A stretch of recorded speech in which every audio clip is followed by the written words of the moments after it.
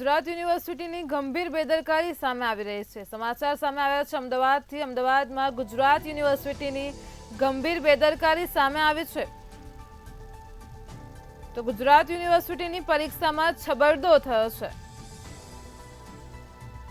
આવતીકાલનું paper વિદ્યાર્થીને આજે આપી દેવાયું છે। તો ગુજરાત યુનિવર્સિટીથી સમાચાર સામે આવ્યા, ગંભીર બેદરકારી સામે આવી છે। આજે બોટનીની પરીક્ષા હતી। બીએસસી સેમ 6 ની પરીક્ષા ચાલી રહી છે, તે દરમિયાન આવતીકાલનું પેપર વિદ્યાર્થીને આજે આપી દેવામાં આવ્યું છે।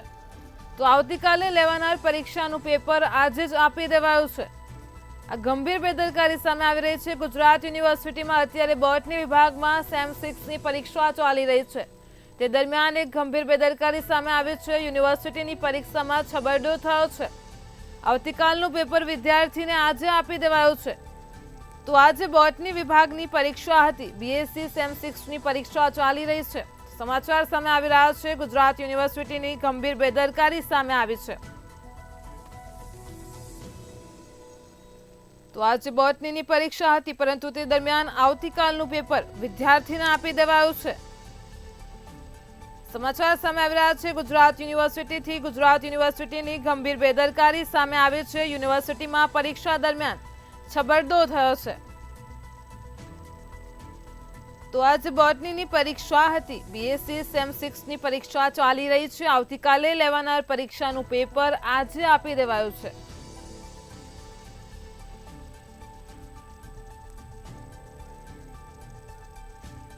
તો આજ મુદ્દે અમારી સાથે સંવાદદાતા રવિ ભાવસાર લાઈવ જોડાઈ ગયા છે।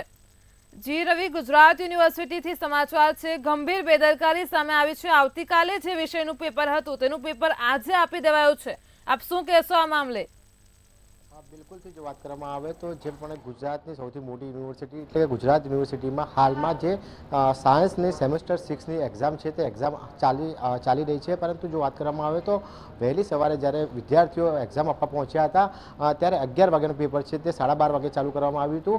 અને સાથે જ જો વાત કરવામાં આવે તો આવતીકાલનું પેપર એટલે બોટનીનું પેપર છે તે બોટનીનું પેપર આજે આપી દેવામાં આવ્યું છે। એટલે કે કહી શકાય કે જે પ્રમાણે ગુજરાત યુનિવર્સિટીની મોટી બેદરકારી છે તે મોટી બેદરકારી સામે આવી છે, જેના કારણે જે વિદ્યાર્થીઓ છે તે વિદ્યાર્થીઓને 1 થી 1.5 કલાક સુધી વધારે બેસવાનો વારો આવ્યો હતો।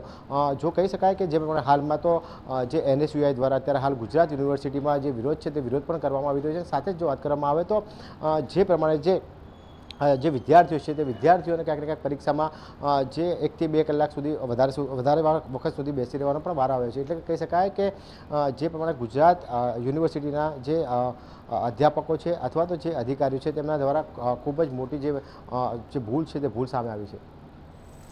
રવિ, અત્યારે આપણે જાણીએ છીએ કે ગુજરાત યુનિવર્સિટીમાં કંઈક ને કંઈક બનાવ બનતા રહે છે। હાલ રાજ્યમાં ગુજરાત યુનિવર્સિટી ચર્ચામાં રહેતી હોય છે, તો તેના દ્વારા વિદ્યાર્થીઓ પર તેની કેવી અસર જોવા મળે છે?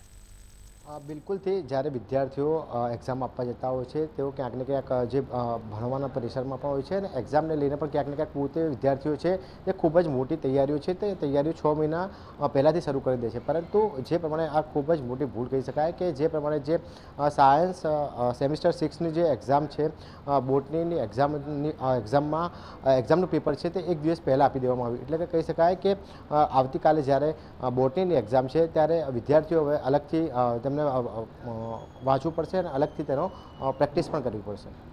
જી રવિ, સમગ્ર માહિતી બદલ આભાર। ગુજરાત યુનિવર્સિટીની ગંભીર બેદરકારી સામે આવી છે। આજે યુનિવર્સિટીમાં બોટનીની પરીક્ષા હતી, પરંતુ આવતીકાલે લેવાનાર પરીક્ષાનું પેપર આજે આપી દેવામાં આવ્યું છે। તો આ ગંભીર બેદરકારીના કારણે વિદ્યાર્થીઓને 1 થી 1.5 કલાક જેટલો બેસવાનો સમય આવ્યો છે। હવે વિદ્યાર્થીઓને જે વાંચવાનું શેડ્યુલ છે તેમાં પણ ફેરફાર જોવા મળશે। તો યુનિવર્સિટીની ગંભીર બેદરકારીના કારણે તેનો ભોગ વિદ્યાર્થીઓ બની રહ્યા છે। આજ રોજ ગુજરાત યુનિવર્સિટીની બહુ મોટી ગંભીર બેદરકારી બહાર આવી છે। જે બોટની વિષયનું પેપર કાલે આપવાનું હતું એ પેપર આજે અપાઈ દેવામાં આવ્યું છે। આ પેપર વિદ્યાર્થીઓ જોડે પહોંચ્યું, જ્યારે વિદ્યાર્થીઓ જુએ છે ત્યારે ખબર પડે છે કે આવતીકાલનું પેપર છે, આજનું નથી. ત્યારે યુનિવર્સિટી તંત્રને ખબર પડે છે અને આ પેપર એક સેન્ટર ઉપરની 4 થી 5 સેન્ટર ઉપર પહોંચી ગયું હતું. એટલે ક્યાંક ને ક્યાંક યુનિવર્સિટી ગંભીર બેદરકારી છે આની અંદર.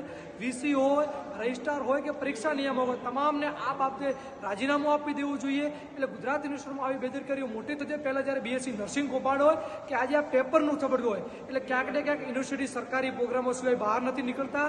એટલે આવા બધા કૌભાંડો થતા રહે છે અને યુનિવર્સિટીના વાઇસ ચાન્સલર તમને અહીંયા જોવા બી નહીં મળે. એટલે યુનિવર્સિટીના વાઇસ ચાન્સલર પણ હાજર નથી.